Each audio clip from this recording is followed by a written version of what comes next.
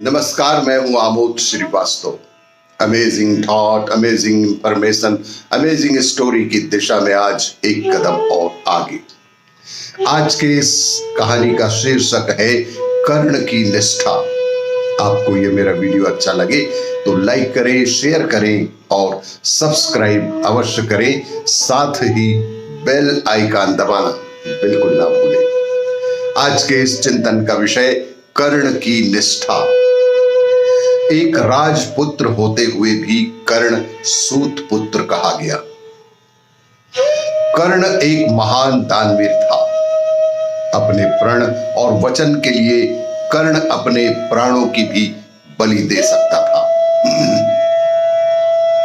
पांडवों की शिक्षा खत्म होने के बाद आयोजित रंग भूमि में आकर कर्ण अर्जुन को ललकारता है कि अगर वह संसार का सर्वश्रेष्ठ धनुर्धर है तो उससे मुकाबला करके सिद्ध करे।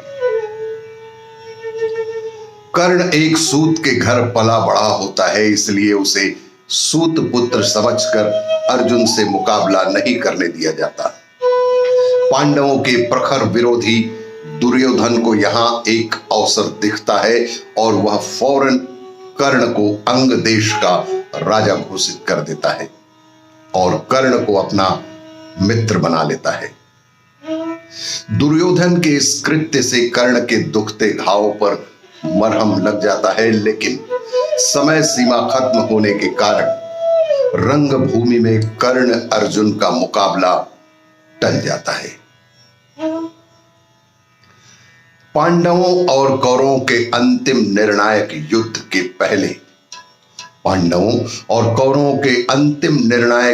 के पहले भगवान श्री कृष्ण कर्ण को यह भेद बताते हैं कि तुम एक पांडव हो और कुंती के ज्येष्ठ पुत्र हो।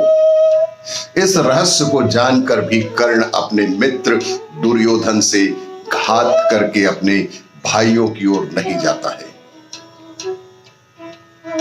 दिव्य कवच कुंडल के साथ कर्ण अजेय था और महाभारत के युद्ध में पांडव कभी उसे परास्त नहीं कर पाते। अतः इंद्रदेव उससे सुबह स्नान के समय ब्राह्मण स्वरूप में आकर दान में कवच कुंडल मांगते हैं। पिता सूर्यदेव द्वारा दिखाए गए स्वप्न से कर्ण को यह बात पहले ही ज्ञात हो जाती है कि इंद्रदेव उससे रूप बदलकर कवच कुंडल मांगने आएंगे। पर फिर भी दानवीर कर्ण ब्राह्मण रूपी इंद्रदेव को खाली हाथ नहीं लौटाता और अपनी मांग पूरी करता है। इंद्रदेव कवच कुंडल के बदले में कर्ण को एक शक्ति अस्त्र प्रदान करते हैं, जिसका इस्तेमाल सिर्फ एक बार किया जा सकता था और उसका कोई भी काट नहीं ही था। युद्ध के दौरान भीम का पुत्र घटोत्कच कौरव सेना को तिनकों की तरह उड़ाया जा रहा था। उसने युद्ध दुर्योधन को भी लहूलुहान कर दिया। तब दुर्योधन सहायता मांगने कर्ण के पास आया।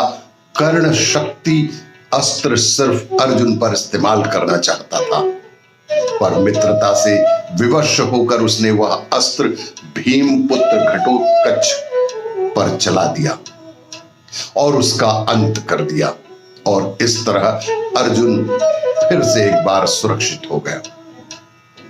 अपने साथ दो दो शापों का बोझ लेकर चल रहे कर्ण को यह बात पता थी कि जहां धर्म है वहीं कृष्ण होते हैं, वहीं कृष्ण होते हैं और जहां कृष्ण है वहीं विजय भी होती है। फिर भी उसने न दुर्योधन के एहसान भूलकर उससे घात किया और ना ही अपनी दानवीरता से कभी पीछे हटा। सार हो सके तो किसी के ऋणी मत बनो। इस कहानी का सार है कि हो सके तो किसी के ऋणी मत बनो, और एक बार अगर किसी के ऋणी बन ही जाओ तो ऋण चुकाने में आनाकानी मत करो। अगर कोई कुछ मांगने आए तो उसे निराश कभी नहीं करना चाहिए। जितना संभव हो सके उसकी मदद करनी चाहिए। आपको ये मेरा वीडियो अच्छा लगे तो लाइक करें, शेयर करें और सब्सक्राइब अवश्य करें। धन्यवाद।